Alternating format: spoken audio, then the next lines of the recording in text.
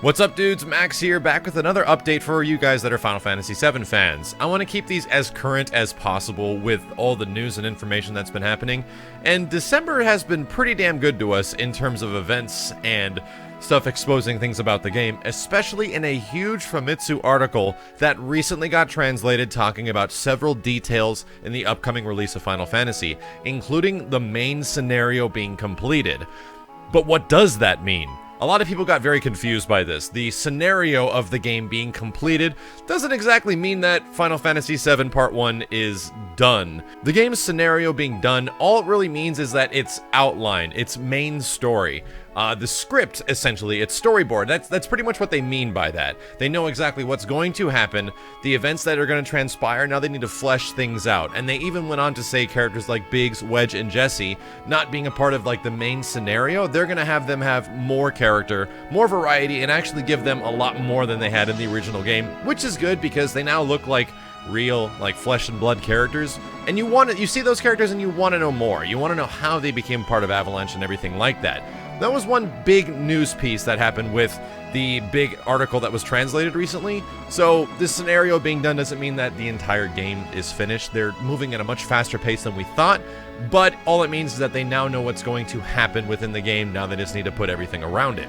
Now, they keep getting the question as far as the game's release, and they have to reiterate this one, but here's kind of a different response they gave within the Famitsu article. Nomura knows that we, the fans, are worried about the game's schedule and when it's going to release, but he's also saying that Square Enix also wants us to play it as soon as possible, and that is the biggest contributing factor to their decision about splitting the game into multiple parts, which makes total sense to me. Like, all things considered, big-scale AAA Final Fantasy games over the past couple of titles have taken way too damn long to come out.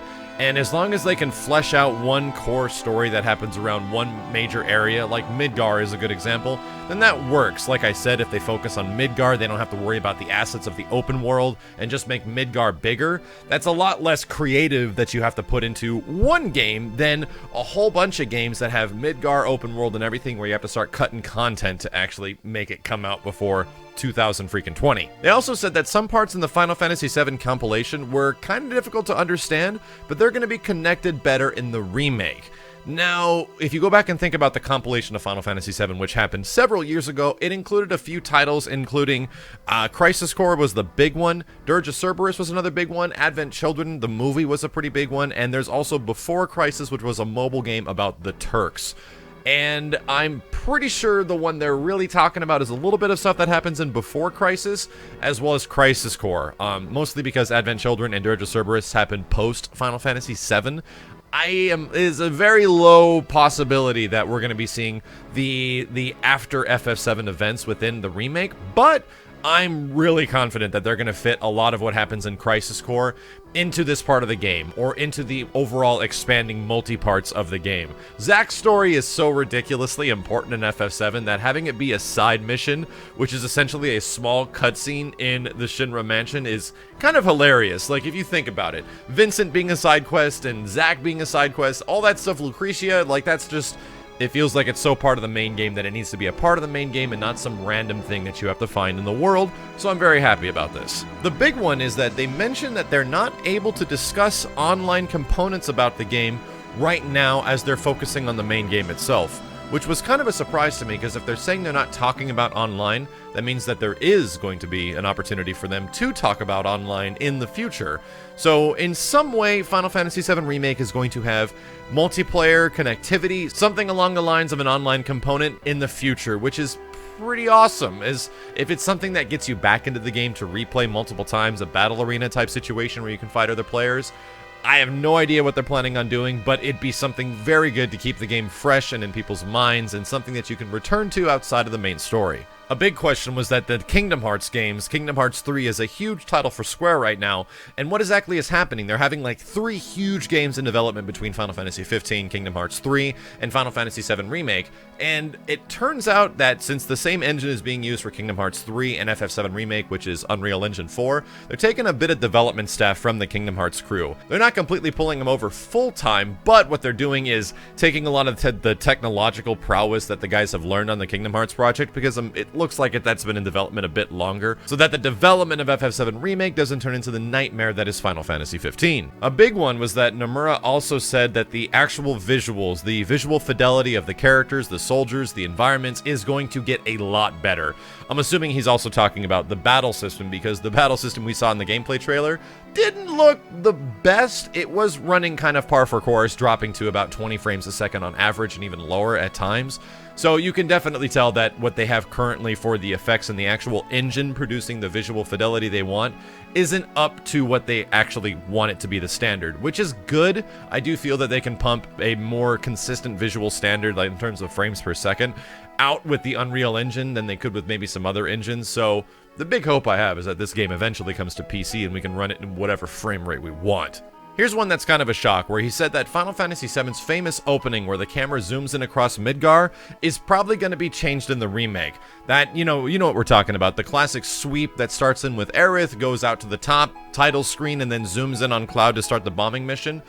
The funny thing is that this kind of makes sense to me, because this has been done and redone several times now between the first game, the tech demo on PlayStation 3, as well as potentially the best one there is, which is the secret ending at the end of Crisis Core, which perfectly conveys the bridge from Final Fantasy VII Crisis Core right over to the beginning of FF7. It's a really good sequence, and if you guys haven't seen it, please go check it out in its entirety or play Crisis Core. My name is Cloud. Soldier. First class.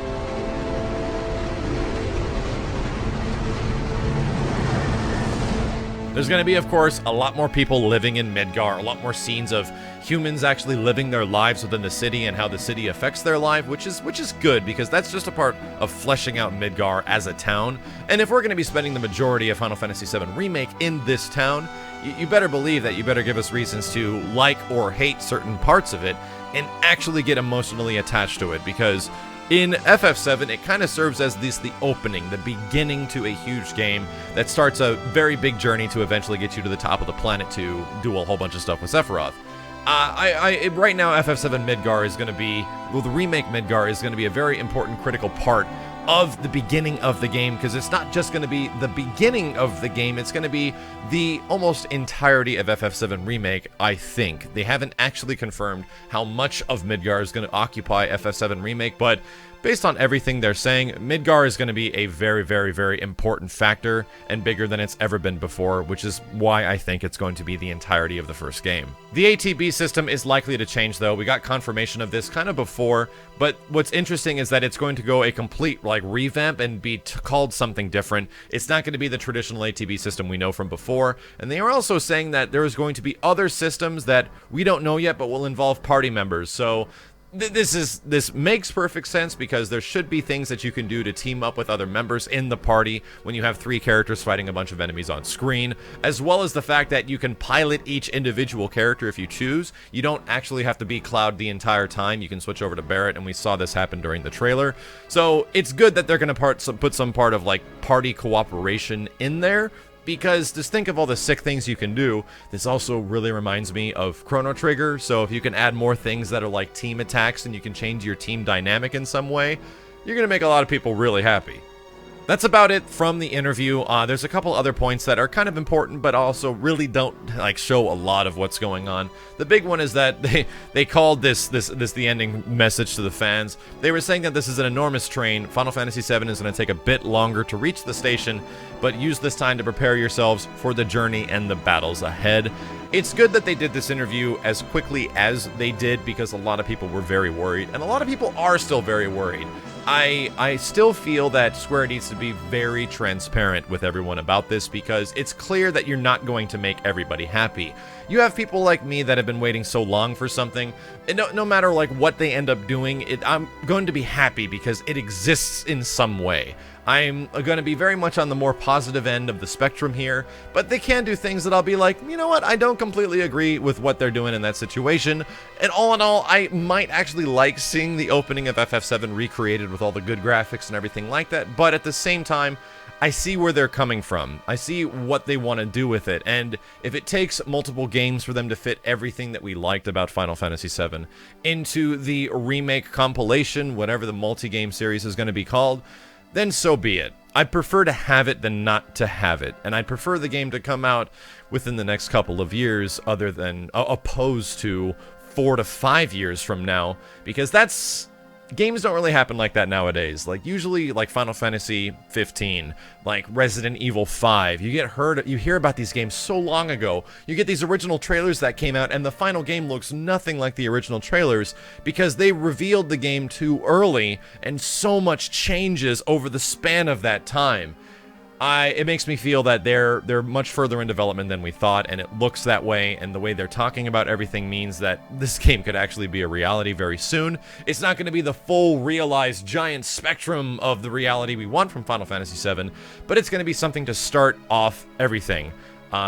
It very much reminds me of big trilogy movies that happen nowadays, where the first movie starts the story, and as long as it has a good conclusion, it needs to have that good conclusion. And what they're talking about from this recent translated report from Famitsu makes me fairly confident that they're not out there to screw us over. They might be, and more that they want to do something that actually appeals to the fans of the game, and maybe not everybody. Like I said, it's impossible to make everyone happy with one of the most highly regarded and highly sought after games of all time. So with this information and news, like I said, I'm fairly happy, but as soon as we get more, I'll be back as soon as possible. Let me know what you guys think about what happened within this Famitsu interview, and if you agree with it, and if you don't agree with it, I think it's good to actually have an opinion on this stuff, because it's a pretty important game, dude. As always, guys, thank you a ton for watching. Thank you for subscribing. Usually there's fighting games on this channel everywhere because it's my main big genre and it's what I love.